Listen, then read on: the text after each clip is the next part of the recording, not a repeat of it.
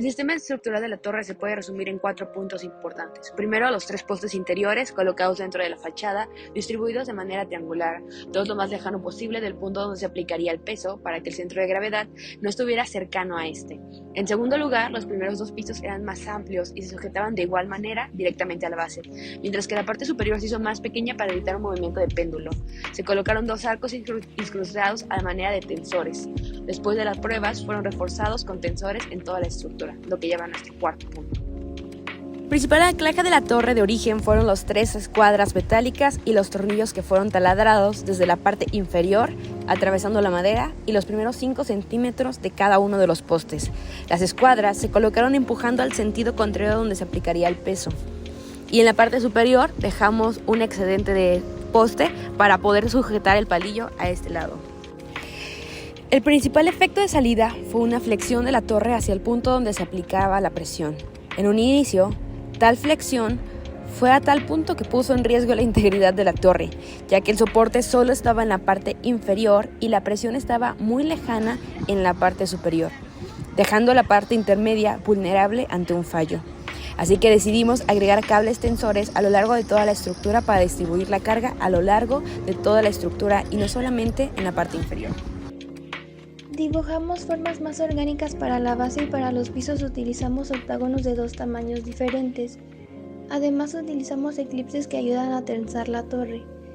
Los dibujamos en AutoCAD e imprimimos en AAA en la impresora láser para después solo pegar y soldar todo.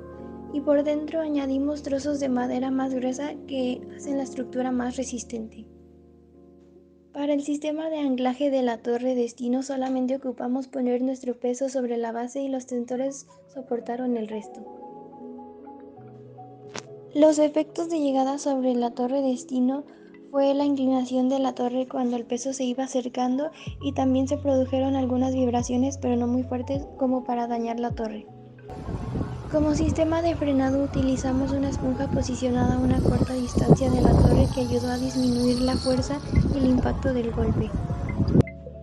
Nuestra torre pudo soportar el peso y la fuerza aplicada y pudimos realizar el recorrido de ambos lados sin mayor problema. Creo que al principio nos concentramos mucho en el diseño de la torre y con ese proyecto me pude dar cuenta de que en realidad primero debimos enfocarnos más en el propósito que tenía el diseño y en el uso que se iba a dar, justificando los elementos de esta más que fijarse en lo que estéticamente se ve mejor.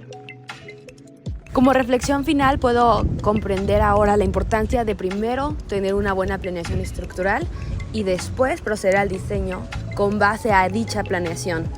Es importante poner la seguridad primero y asegurarse en no escatimar en medidas preventivas para evitar el fallo. Honestamente nos concentramos en un inicio en el diseño de la torre y después buscamos adaptar el sistema estructural a dicho diseño. Y a medida que íbamos progresando nos dimos cuenta que diseñamos una torre débil que terminó siendo menos estética de lo que nos hubiera gustado, ya que tuvimos que adaptarnos al final al diseño estructural, lo que debió de haber sido nuestro primer punto.